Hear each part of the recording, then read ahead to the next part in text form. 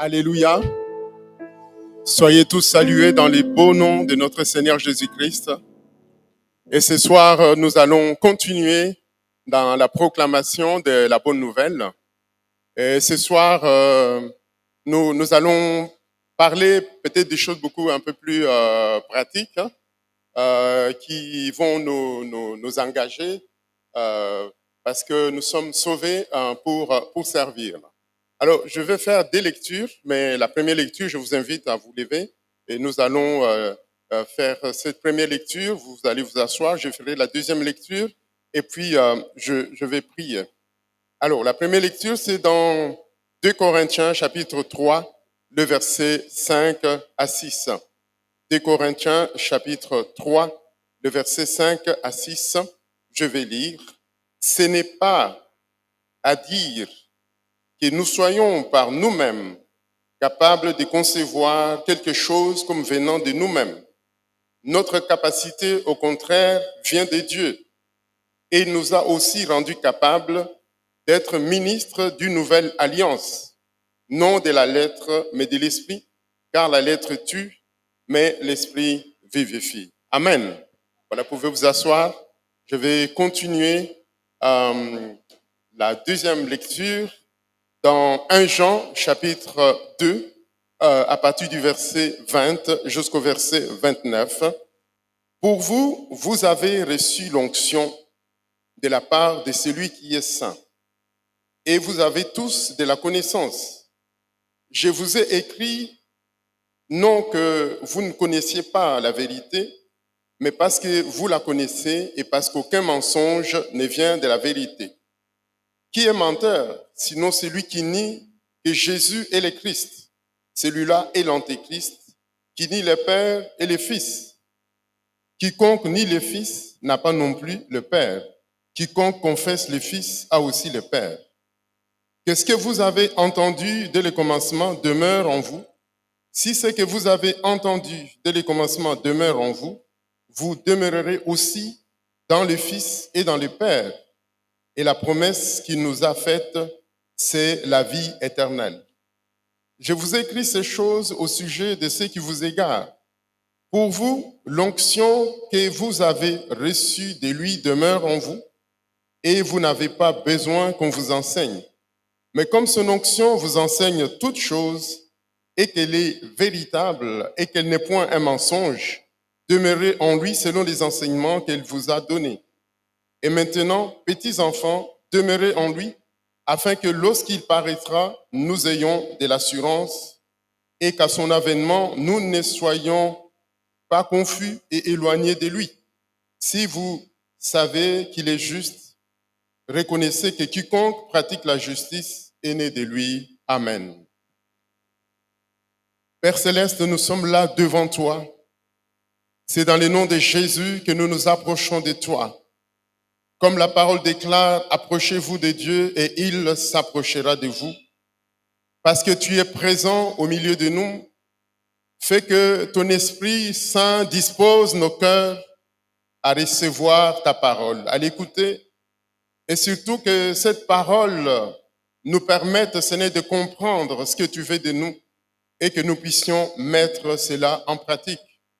Seigneur, manifeste-toi au milieu de ton Église. Tu vois nos cœurs assoiffés, nos cœurs qui s'attendent à toi pour vivre des grandes choses. Seigneur, manifeste-toi encore ce soir dans le nom de Jésus. Amen. Amen. Voilà, alors le thème de ce soir, il est ceci. Découvrir aussi l'onction comme une source d'intelligence et d'esprit de créativité et d'invention. Voilà, donc découvrir l'onction comme une source d'intelligence, esprit de créativité et d'invention. Alors, parlons de l'onction. Alors, si on veut définir l'onction, c'est l'action de oindre, de répandre de l'huile sur une personne.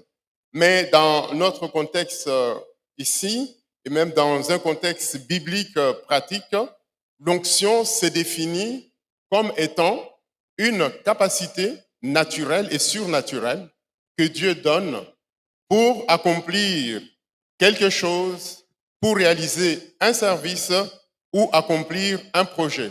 Donc, Dieu nous qualifie d'une manière naturelle ou d'une manière surnaturelle pour accomplir quelque chose. C'est pourquoi nous voyons dans ce que nous avons lu dans des Corinthiens chapitre 3, il dit que nous ne sommes pas capables de concevoir quoi que ce soit. Notre capacité nous vient de Dieu. C'est lui qui nous rend capables.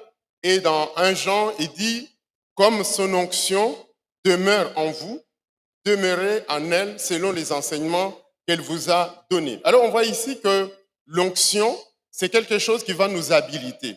C'est quelque chose qui va nous équiper. C'est quelque chose qui va nous rendre capables d'accomplir des œuvres, de réaliser la volonté de Dieu.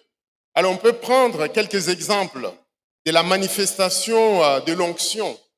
La Bible nous dit dans Luc au chapitre 4, les versets 17-19, qu'on a déjà évoqué ici abondamment. Il est dit, l'Esprit du Seigneur est sur moi, car l'Éternel m'a oint pour annoncer une bonne nouvelle aux pauvres.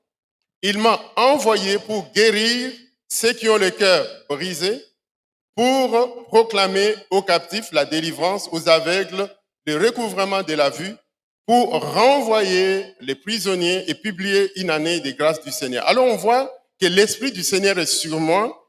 Il m'a, c'est-à-dire il m'a consacré par l'onction pour annoncer des bonnes nouvelles aux pauvres.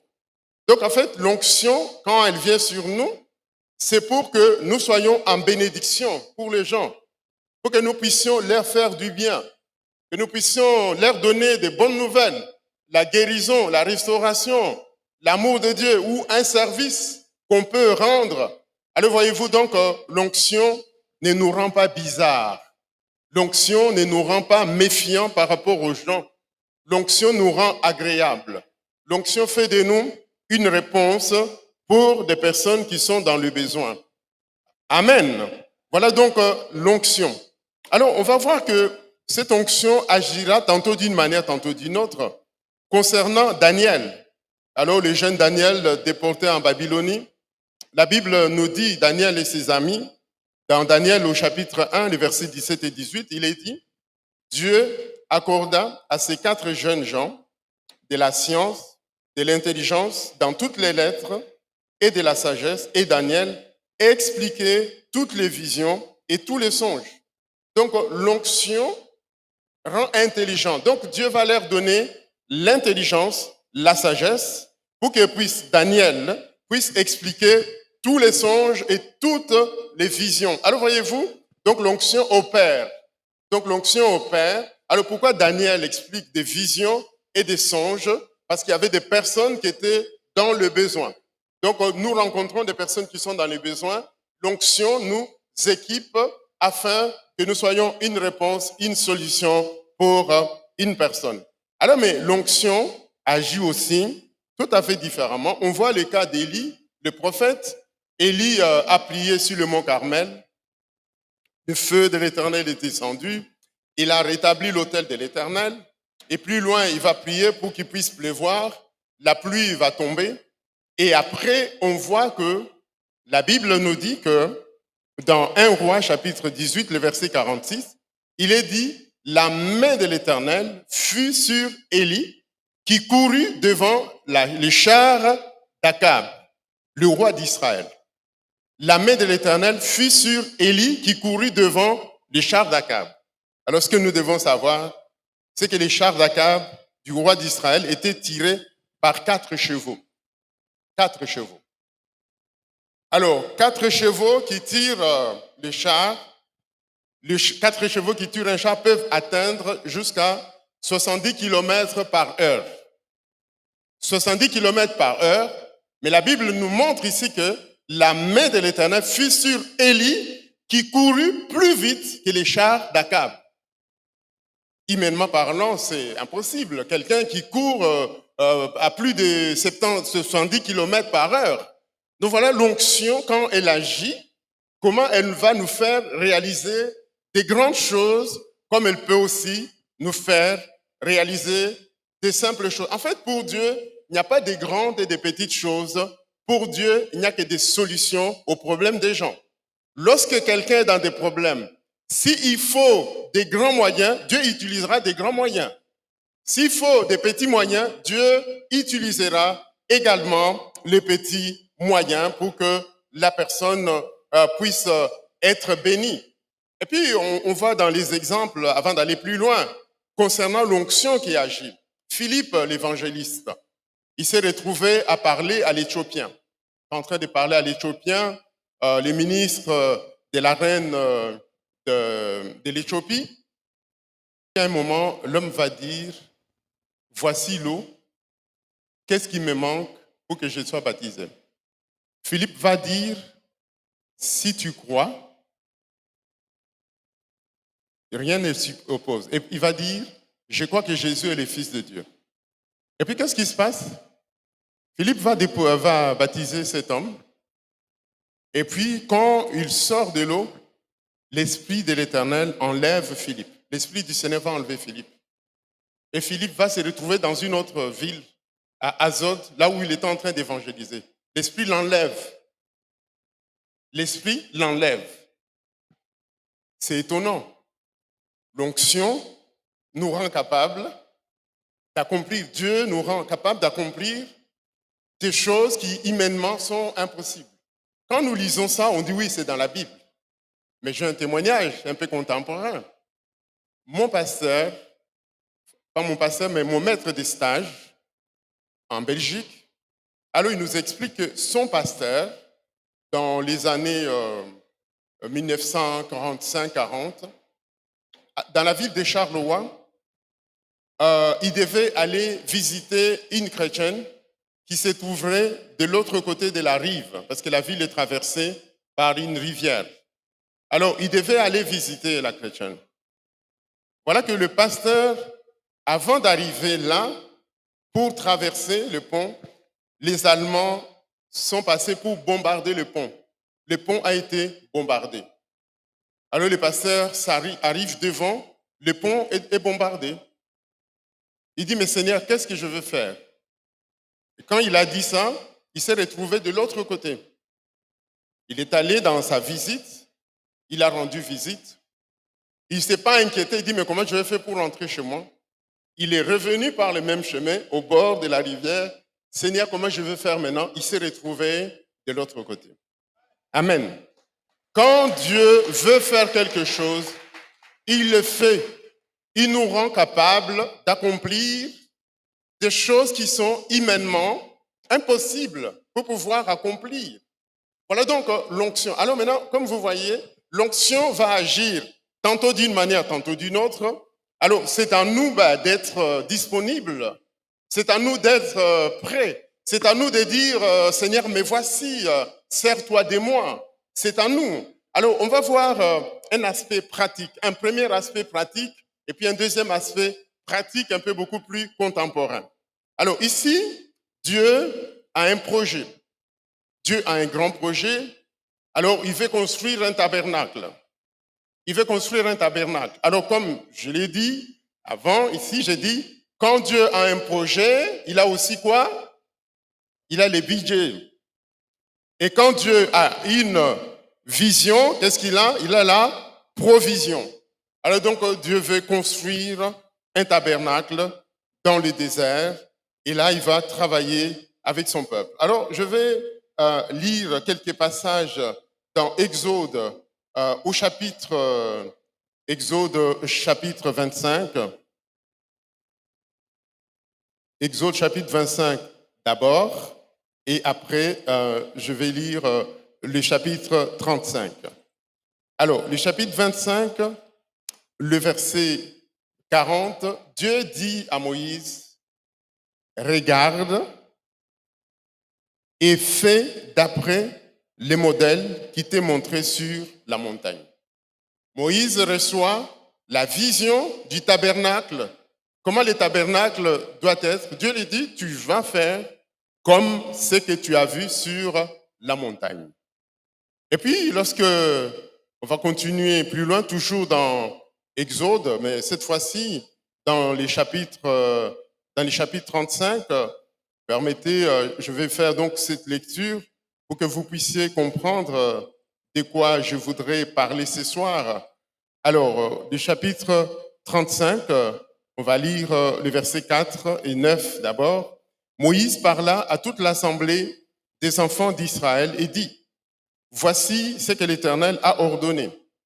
Prenez sur ce qui vous appartient une offrande pour l'Éternel.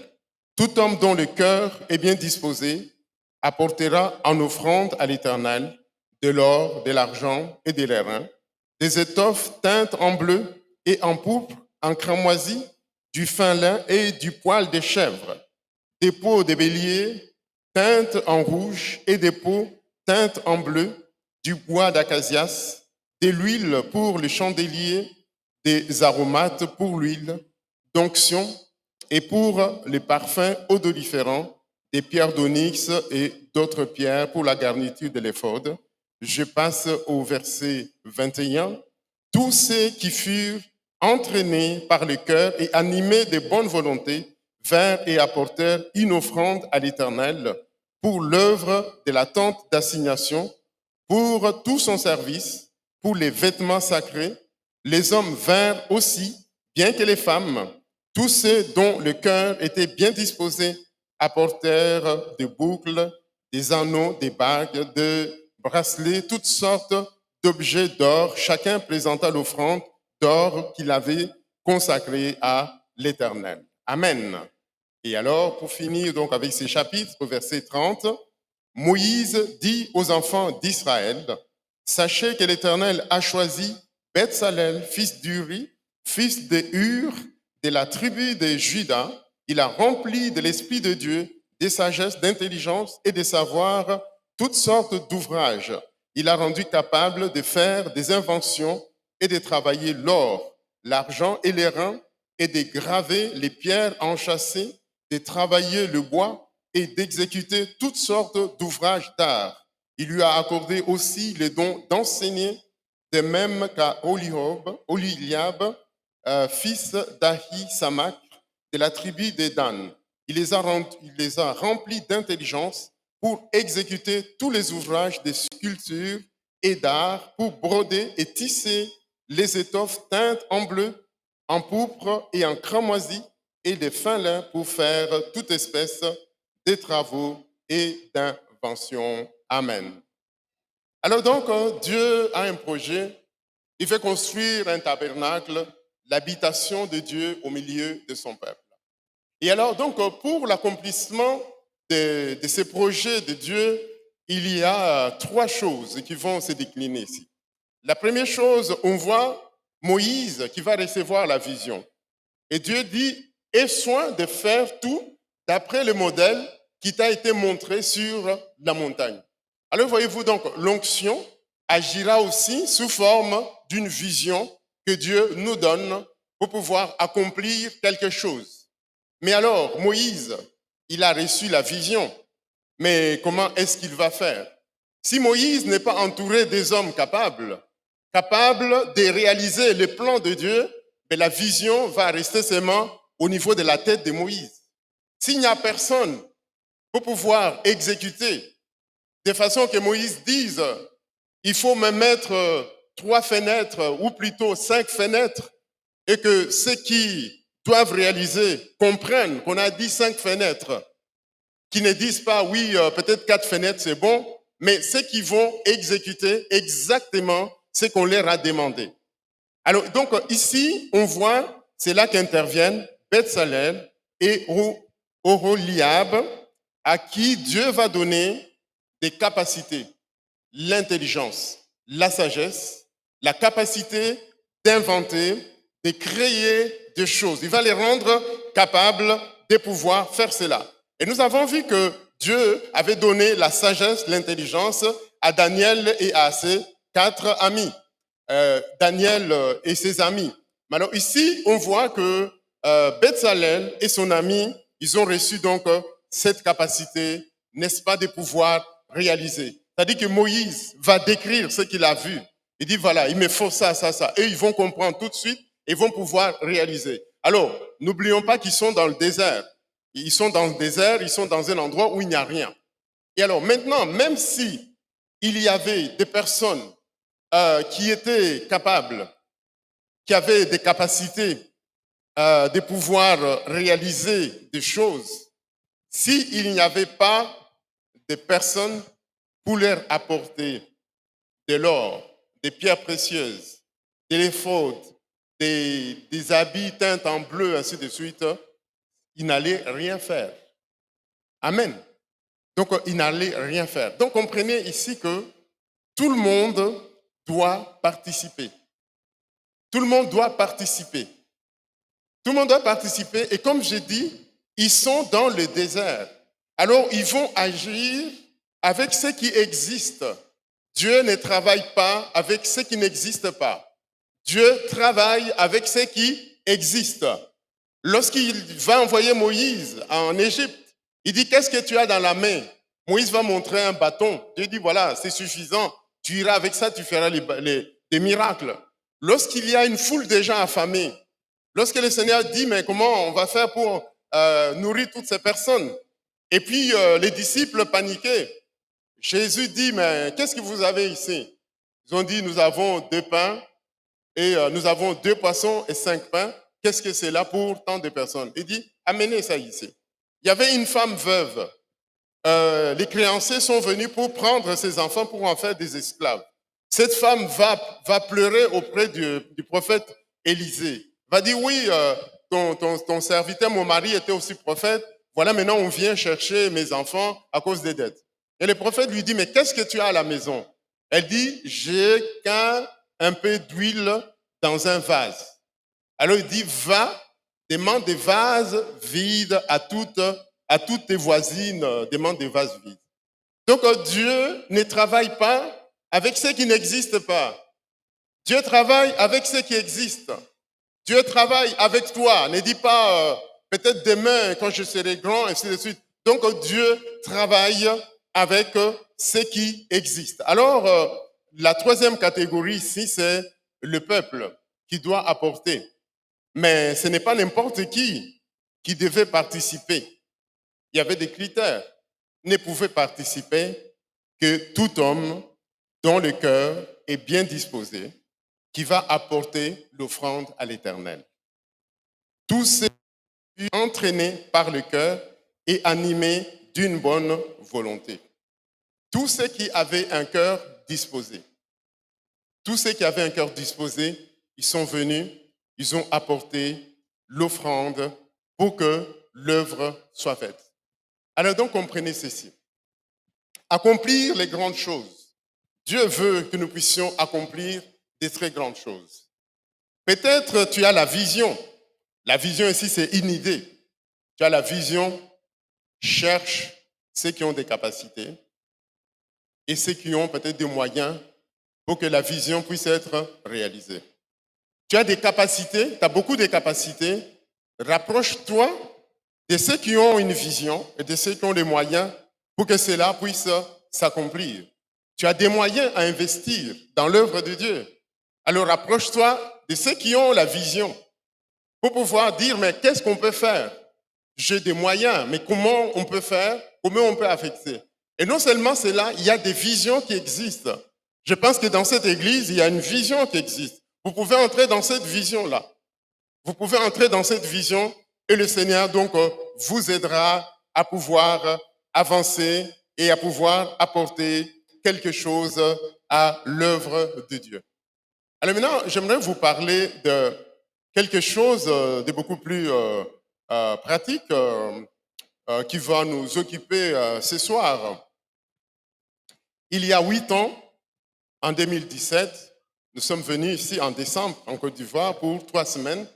Voilà, nous avons visité beaucoup plus à Abidjan. Et puis, une fois, on était sur la route qui passe devant la forêt des Banco, c'est pas ces jardins en forêt. Alors, j'ai vu là, il y avait des femmes qui balayaient la route. Ah, j'ai vu, j'étais impressionné.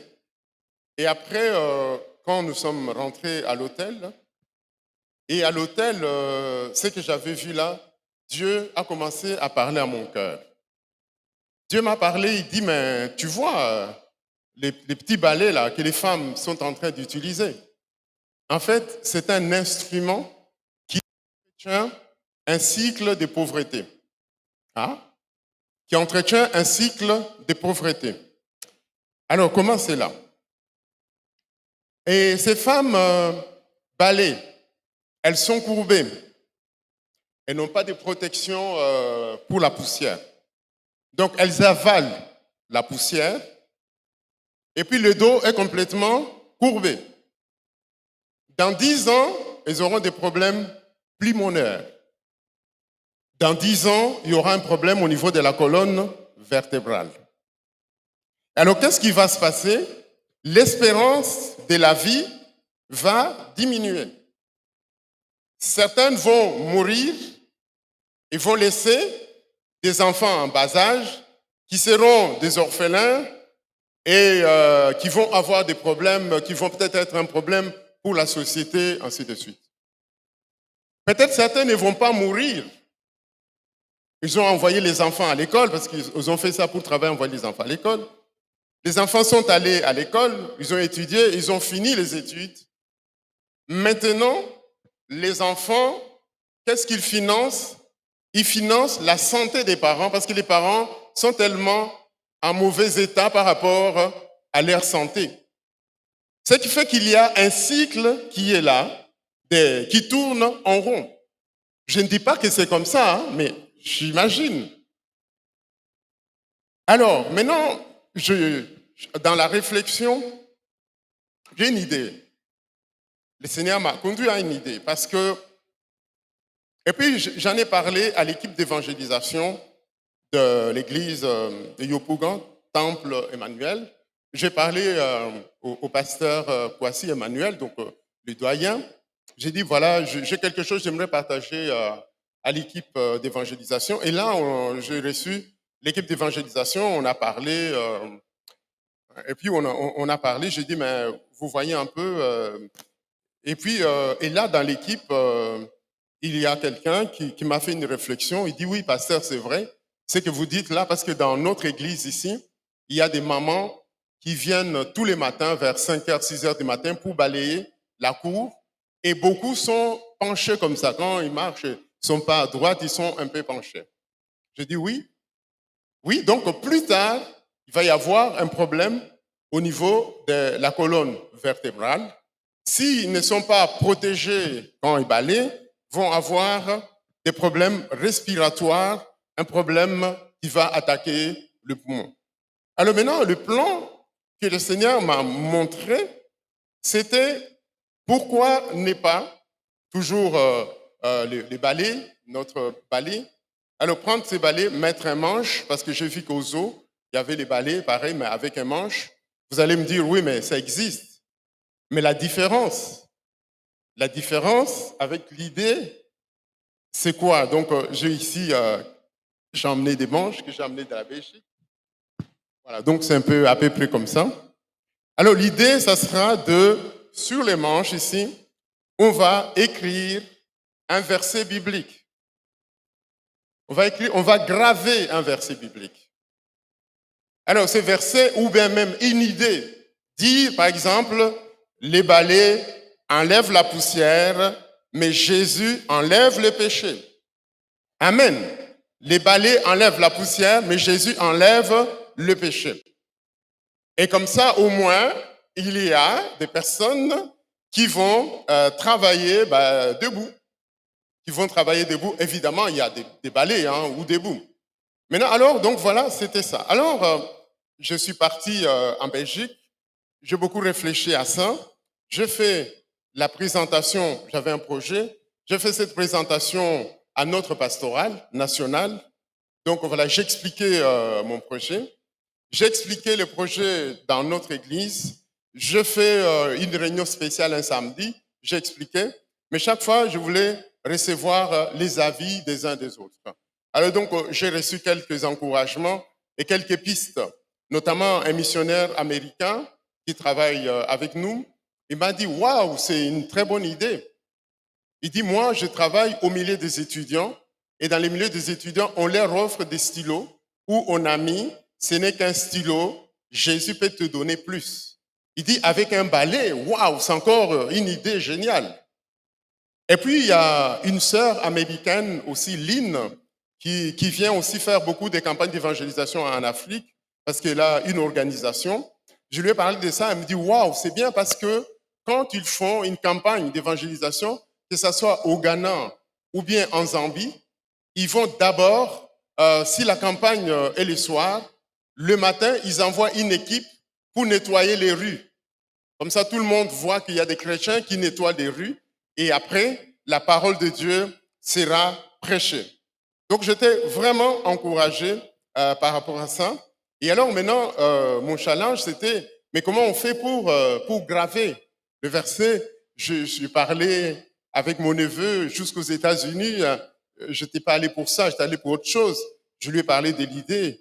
Alors lui m'a dit, il avait une imprimante 3.2, 4.2, 3.2, et toute une nuit, il a fait une espèce de bague comme ça. J'ai dit, fais Jean 3.16.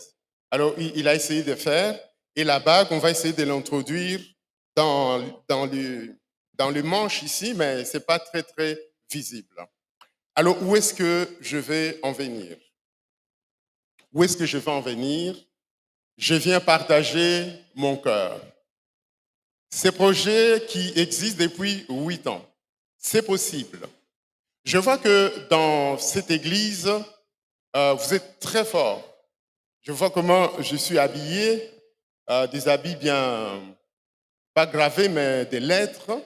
Et je vois au mur tout ce qui est écrit là. Je dis non, ici, il y a la potentialité. Il y a la potentialité. Maintenant, je cherche des ingénieurs, des gens qui ont une idée pour dire, mais comment on va faire pour graver un beau verset indélébile qui ne va pas s'enlever, mais qui est visible de loin. Alors, avec ces beaux versets, on va mettre notre balai africain, au lieu que les gens travaillent courbés, ils vont travailler debout. Mais pour les balais qui existent déjà, avec un manche et un verset qui est là, et ça va servir. Par exemple, hier, on parlait de l'évangélisation. Ça va te servir, toi, ma sœur, de pouvoir offrir ça à ta voisine. Tu vas offrir à ta voisine un balai avec un verset qui est là.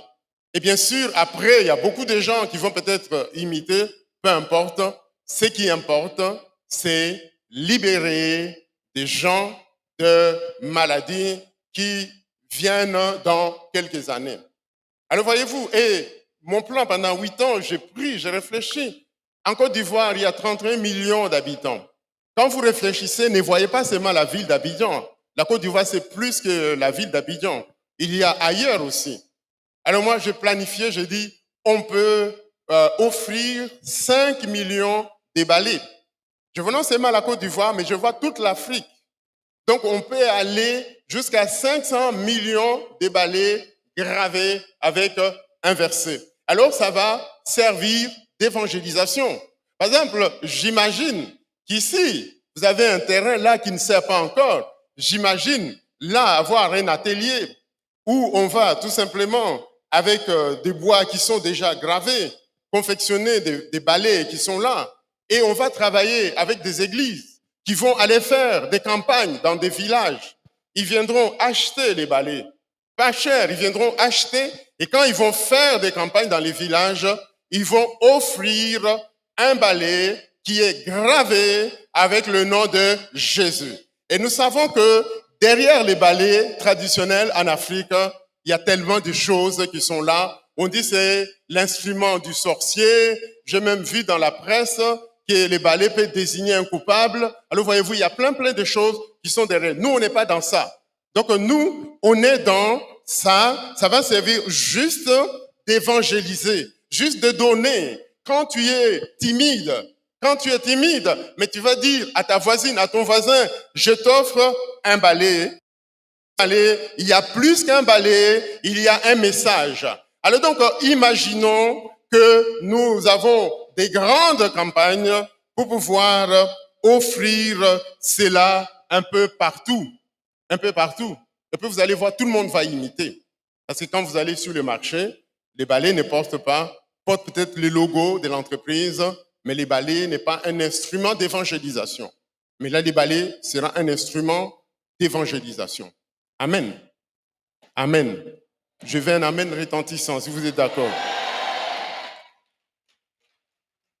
Balai, instrument d'évangélisation.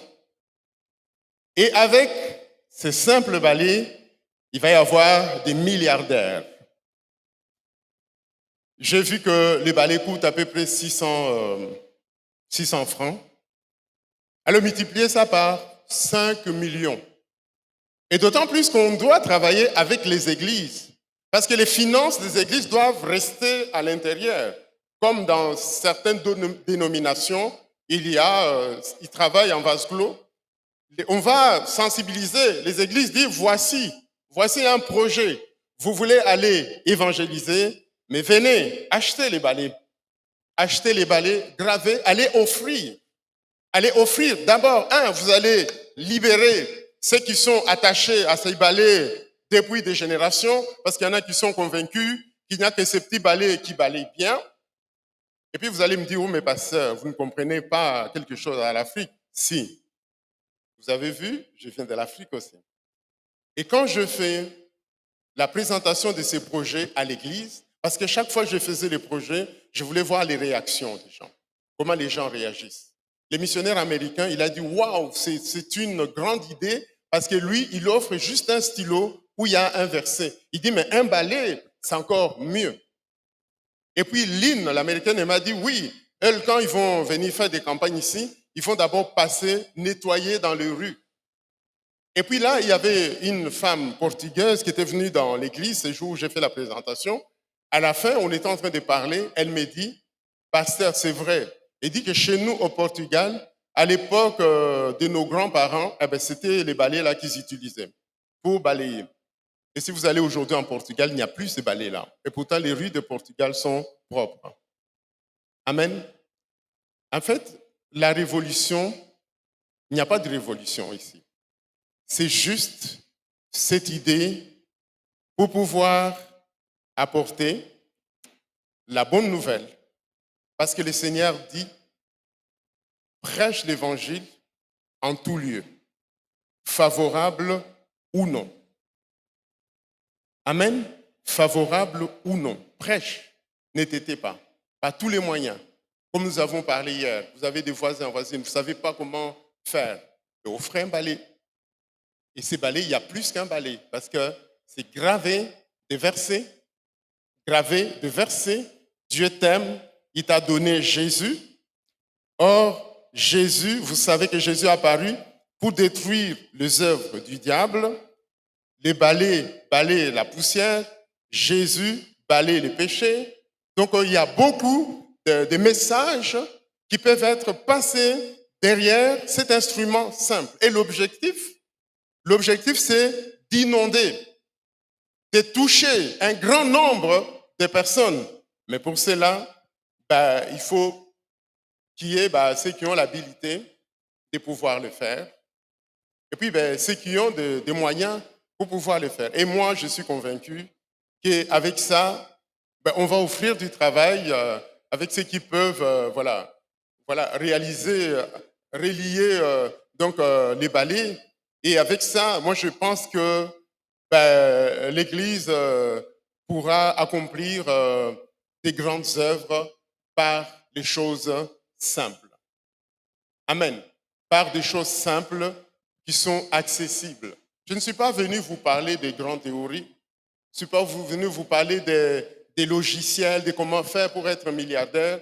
Je viens vous parler d'une chose simple. C'est Dieu. J'ai vu. Après, Dieu m'a parlé. Quand il m'a dit, c'est un instrument de torture ou de recyclage de la pauvreté, je ne comprenais pas. Et après, en examinant, je dis, oui, c'est vrai. Vous savez, en Europe, on dit la maladie du siècle, c'est le mal de dos. Les gens qui travaillent dans le bureau, on nous dit de bien tenir notre dos pour ne pas les casser, parce qu'il y en a beaucoup qui ont un problème au niveau du dos. Mais la personne qui travaille comme ça tout le temps courbée, mais tôt ou tard, elle va avoir des problèmes. Et la personne qui avale la poussière sans protection, tôt ou tard, il va y avoir des problèmes. Alors les enfants, au lieu de financer des bonnes choses dans la vie de leurs parents, ben, ils vont financer la santé, ainsi de suite. Certains parents meurent avant et vont laisser des orphelins et qui vont encore perpétuer ces cycles de pauvreté qui est là. Et puis, toutes ces personnes, lorsqu'elles sont malades, elles vont où? Quand elles n'ont pas de moyens pour se faire soigner, elles vont venir à l'église pour que l'église prie. Donc, on va prier pour la guérison. Mais on peut agir aussi avant. Amen. Parce qu'on a beaucoup d'autres sujets aussi à faire au niveau de l'église. Donc, voilà un peu ce que je voulais vous entretenir en disant avec nos mains que nous sachions utiliser ces mains pour la gloire de Dieu. Alors ici, ça n'a rien à voir, mais je vous montre juste. Ici, j'ai amené quelques exemplaires. Voilà, c'est un livre. Ces livres ici, c'est moi qui l'ai écrit. Les titres, c'est Le procès permanent et la plaidoirie de la grâce. Donc, je l'ai écrit avec mes mains, comme le Padre écrit beaucoup de livres. Mais pourquoi j'ai écrit ces livres? Je ne suis pas docteur, je ne suis pas écrivain. J'ai écrit ces livres par réaction. Parce que comme vous savez, en Belgique, le pasteur travaille. Dans mon travail, dans mon administration, donc il fallait que je puisse rédiger un mémoire par rapport à mon service.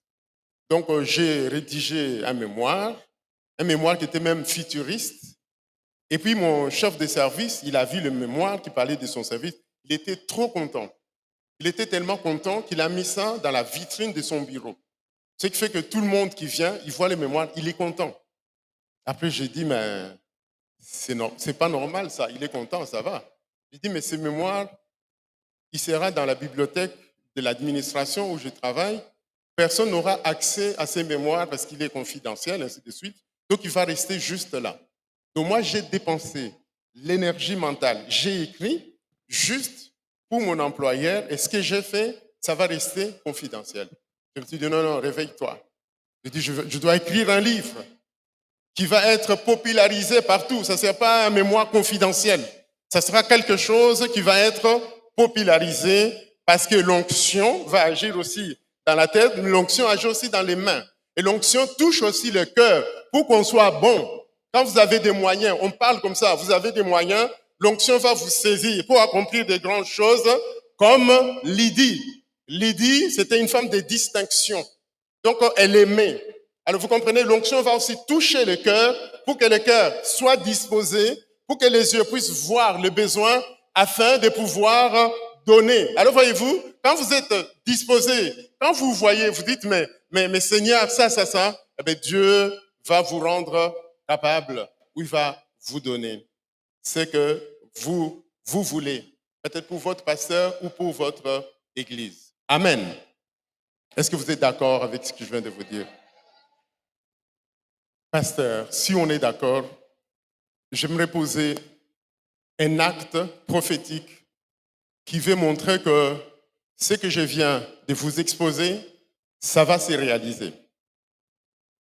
Alors mon acte prophétique que je pose, j'aimerais, si vous le permettez, qu'on puisse juste mettre une rampe ici. Une rampe pour permettre aux gens, quand ils montent, de saisir. Vous voyez ce que je veux dire? Donc, on va mettre une rampe ici. Alors, comme je vois des noms et la rampe qui sera là, je vais donner un nom à cette rampe. Alors, donc, je descends. Alors, supposons que la rampe est ici. Alors, quand on monte, ça s'appelle créativité, innovation, esprit d'invention. Amen. Et lorsque on descend cette rampe, ça signifie milliardaire, prospérité, millionnaire. C'est lui qui va impacter le monde avec les moyens que Dieu donne pour accomplir sa vision.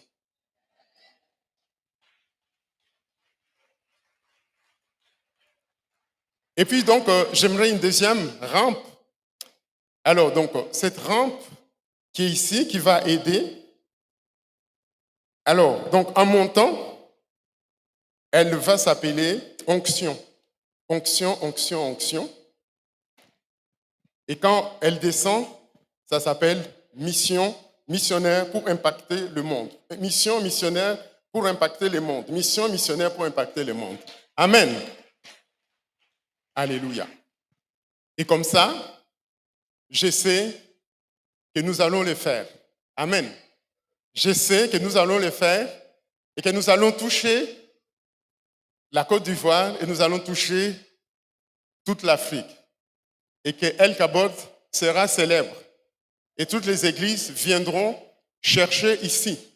On va les convaincre de venir chercher des balais ici pour aller offrir afin d'évangéliser. C'est une évangélisation douce, simple. Qui n'a pas besoin d'un balai? On a besoin d'un balai. Des fois, on les change tout le temps, mais c'est un balai qui porte un message. Amen. C'est un balai qui porte un message. Alors que nos mains puissent servir à quelque chose. Amen. Pour impacter notre génération. Pour faire connaître le nom de Jésus. Et rien ne doit nous manquer pour y arriver. Amen. Alléluia. Vous voulez qu'on se lève et qu'on prie maintenant? Alléluia. Seigneur, je te bénis pour ta parole qui vient d'être libérée. Seigneur, les désirs de mon cœur, c'est que l'onction que tu as libérée dans cet endroit, depuis le commencement des Sinaï, l'onction est là. Ma prière, c'est que cette onction puisse se traduire dans la pratique, dans la vie de ton peuple. Tu vois qui est assoiffé, qui est embrasé par l'Esprit pour accomplir de grandes choses. Seigneur, ce soir, je réclame la vision, comme celle que tu as donnée à Moïse. Communique la vision pour ce que tu vas accomplir, Seigneur, dans cet endroit. Et que l'onction se décline en vision que tu vas communiquer, Seigneur, à ton peuple, afin qu'il voie non pas ce que le monde veut voir, mais ce que toi tu veux qu'ils puissent voir. Comme il est dit, nous regardons non pas aux choses visibles, mais aux choses invisibles, car les choses visibles sont passagères, mais les invisibles sont éternels. Seigneur, je proclame, oui, et cette onction, cette vision dans la vie de ton peuple, et que le peuple reçoive pour accomplir. Seigneur, je réclame, comme tu as rendu capable Bezalel, ce soir, oui Seigneur, j'appelle l'esprit de créativité, l'esprit d'invention, l'esprit d'innovation, et qu'il soit répandu dans le peuple, pour que nous puissions apporter des solutions à notre génération, au nom de Jésus, parce que l'onction nous permet de faire du bien, alléluia, au nom de Jésus. Père, je prie et que tu touches nos cœurs, afin que ce cœur soit bien disposé. Délivre-nous de l'égoïsme, délivre-nous, Seigneur, de nous-mêmes, que nous ne puissions pas toujours voir les choses par rapport à notre intérêt, mais que nous puissions privilégier les intérêts de Christ. Alors donne-nous un cœur bien disposé. Donne-nous, Seigneur, un cœur animé d'une bonne volonté pour participer à ton œuvre. Seigneur, fais-les dans la vie de ton peuple. Au nom de Jésus, je bénis ton nom et je te remercie, Père, au nom de Jésus. Amen. Amen. Alléluia. Gloire à Dieu. Merci d'avoir été avec nous aujourd'hui. Si ce message vous a encouragé et fait du bien, n'hésitez pas à le partager autour de vous. On se retrouve très bientôt pour un nouveau moment autour de la parole. Restez connectés, restez bénis